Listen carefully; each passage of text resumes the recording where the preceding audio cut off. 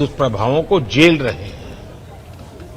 और अब खबर भिवंडी से है। भिवंडी के बसेरा हॉल में तारीख, तकनीक और सहाफ़त पर एक उन्वान से सेमिनार मुनक्किद किया गया है और इस सेमिनार में सहाफ़त के तलबा काफ़ी तादाद में वहाँ पर मौजूद थे। यशवंतराव चौहान ओपन यूनिवर्सिटी के तलबा के सहाफ़त के मजमून पर इस दौरान तवज्जो मरकूज़ रही। माहिरीन ने प्रिंट मीडिया, इलेक्ट्रॉनिक मीडिया और सोशल मीडिया की तारीख़ और उसके फ़वाइद और नुकसानात के अलावा मीडिया की ज़रूरत और उसके गिरते मयार पर तफसीलन अंदाज में रोशनी डाली गई है। आपको बता दें, भिवंडी के उर्दू बसेरा हॉल में ये सेमिनार मुनक्किद किया गया था सहाफ़त, तारीख़ और तकनीक के उन्वान से।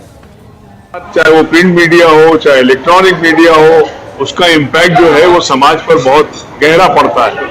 और उसमें एक बात जो होती है कि ट्रांसपेरेंसी अगर उसमें है तो उसमें जो साफ़ी हजरात हैं उनकी बड़ी जिम्मेदारी बनती है तो वो उस अंदाज में अपने काम को अंजाम दें ताकि एक अच्छा समाज हम तश्कील दे पाएं।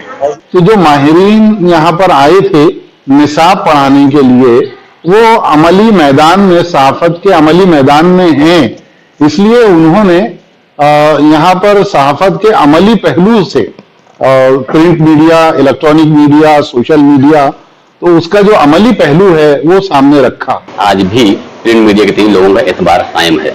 ये एतबार जो है हमारी बहुत बड़ी ताकत है और हम इस ताकत का इस्तेमाल जो है समाज में फैली बुराइयों को दूर करने के लिए कर सकते हैं। जहां एक तरफ बहुत सारे अफराद जो है वो बहुत पॉजिटिव चेंज लाने के लिए कोशिशें कर रहे हैं, वहीं बड़े पैमाने पर सोशल मीडिया का इस्तेमाल भी समाज में मुनाफिरत फैलाने के लिए, समाज में जो है वो दूरियां पैदा करने के लिए और इस तरीके के दूसरे मजमूम मकासद के लिए इस्तेमाल किया जा रहा है। यहाँ आकर एहसास हुआ कि सहाफ़त उर्दू के लिए कितना मानी रखता है। जुबान जो खत्म हो रही हो या कहीं ना कहीं उसमें समाज से राब्ता कट रहा हो, उसके लिए बेहतर है कि उसे उस मैदान में लाया जाए जहाँ से लोगों से ताल्लुक उसका फिर से जुड़े। और एक तरह से उर्दू की बका के लिए सहाफ़त का जिंदा रहना, उर्दू सहाफ़त का जिंदा रहना बहुत जरूरी है। शहर के काफी माहिरीन ने अपनी राय रखी, जिसमें हमको एक तरीके से मोटिवेशनल और थोड़ा करियर गाइडेंस के रिलेटेड बताया गया कि जर्नलिज्म में अभी काफी कमी है उर्दू की।